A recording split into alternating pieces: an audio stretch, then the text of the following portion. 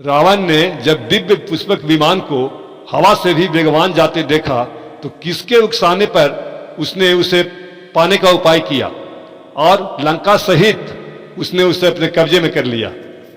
एक समय की बात है, कुबेर परम सौभाग्यवान पुष्पक विमान पर आरूढ़ होकर माता पिता का दर्शन करने के लिए उनके आश्रम में गए। वहां जाकर वे अधिक काल तक माता पिता के चरणों में पड़े रहे। उस समय उनका हृदय हर्षित हो रहा था और संपूर्ण शरीर रोमांचित हो उठा था।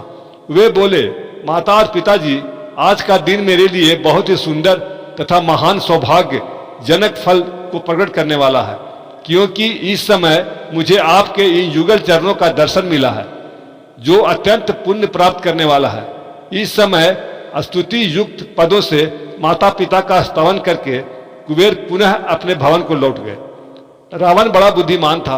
उसने कुबेर को देखकर अपने माता से पूछा, माँ, यह कौन है जो मेरे माता पिता के चरणों की सेवा करके फिर लौट गए? उनका विमान वायु के समान वेगवान है, उन्हें किस तपस्या से ऐसा विमान प्राप्त हुआ है? रावण का वचन सुनकर उसकी मां रोष से विकल हो उठी और कुछ आंखें टेढ़ी करके अनमानी होकर बोली, अरे मेरी बात सुन, इसमें बहुत शिक्षा भरी हुई है कि कोख से रत्न कुबेर वहां उपस्थित हुए थे, जिन्होंने अपनी माता के विमान विमल वंश को अपने जन्म से और भी उज्जवल बना दिया है। परंतु तू मेरे गर्भ का कीड़ा है, केवल अपना पेट भरने में ही लगा हुआ है।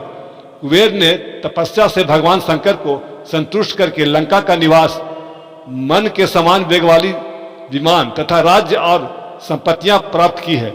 संसार में वही माता पिता धन्य, सौभाग्यशाली तथा सुशोभित है जिसके पुत्र ने अपने गुणों से महापुरुषों का पद प्राप्त कर लिया हो। रावण दुष्ट आत्माओं में सबसे श्रेष्ठ था। उसने अपने माता के क्रोध पूरी वचन सुनकर तपस्या करने का निश्चय किया और उससे कहा, माँ, कीड़े की हस्ती रखने वाला वह कुबेर क्या चीज है? उसकी थोड़ी सी तपस्या किस गिनती के है? लंका की क्या विसात है तथा बहुत सेवकों वाला उसका राज किस काम का है? यदि मैं अन्न जल निंद्रा का सर्वदा परित्याग करके ब्रह्मा जी को संतुष्ट करने वाली दुष्कर तपस्या के द्वारा संपूर्ण लोगों को अपने बस में न कर लूं तो मुझे पितृलोक के विनाश का पाप लगे। तत्पश्चात कुंभकर्ण और विभीषण ने भी तपस्या का निर्णय किया। फिर रावण अपने भाइयों को लेकर पर्वतीय वन में चला गया। वहां उसने सूर्य की ओर ऊपर दृष्टि कर एक पैर पर खड़ा होकर 10,000 वर्षों तक घोर तपस्या की।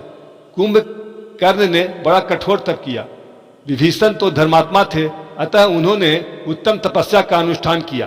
तदंतर ब्रह्मा ने प्रसन्न होकर रावण को बहुत बड़ा राज्य दिया और उसका स्वरूप तीनों लोक से प्रकाशमान और सुंदर बना दिया, जो देवता और दानव दोनों से सेवित था। कुबेर की बुद्धि सदा धर्म में लगी रहती थी। रावण ने वर पाने के अनंतर अपने भाई कुबेर से को बहुत सताया, उनका विमान छीन लिया तथा उनकी लंका नगरी पर भी हठात अधिकार जमा लिया। उसने समस्त लोगों को संताप पहुंचाया। देवता स्वर्ग से भाग गए। उस निशाचर ने ब्राह्मण वंश का ही विनाश किया और मुनियों को तो जड़ ही काट फिरता था। तब उसके अत्याचार से दुखित होकर इंद्रादि समस्त देव ब्रह्मा जी के पास गए तथा दंडवत प्रणाम करके उनकी स्तुति किया। तब ब्रह्मा जी ने कहा, देवगण, मैं तुम्हारा कौन सा कार्य करूं? तब देवताओं ने रावण से प्राप्त होने वाले कष्ट और उससे पराजय का वर्णन किया। उनकी बात सुनकर वे सभी को लेकर कैलाश पर गए। उन सबों ने शिव जी की स्तुति की और देवेश्वर से बोले, शरणागत वत्सल महादेव, आप देवताओं की अवस्था पर दृष्टि डालिए और उनके ऊपर कृपा कीजिए। दुष्ट रावण का वध करने के लिए जो भी हो सके उसे कीजिए। ब्रह्मा जी सब देवताओं को लेकर भगवान विष्णु के स्थान पर गए। सब ने मिलकर भगवान विष्णु की स्तुति की। तब विष्णु ने देव समुदाय के दुख पर अच्छी तरह विचार किया और मेघ के समान गंभीर वाणी में कहा, ब्रह्मा आदि देवतागण, रावण के द्वारा जो आपके भय प्राप्त हुआ है उसे मैं जानता हूं। अब अवतार धारण करके मैं उस भय का नाश करूंगा। भूमंडल में एक अयोध्यापुरी है, जो बड़े बड़े दान और यज्ञ आदि अनुष्ठान करने वाले सूर्यवंशी राजाओं द्वारा सुरक्षित है। उन पुरी में दशरथ नामक प्रसिद्ध राजा हैं जो इस वक्त 10 दिशाओं को जीत रखा है, तथापि अभी तक उनको कोई संतान नहीं है।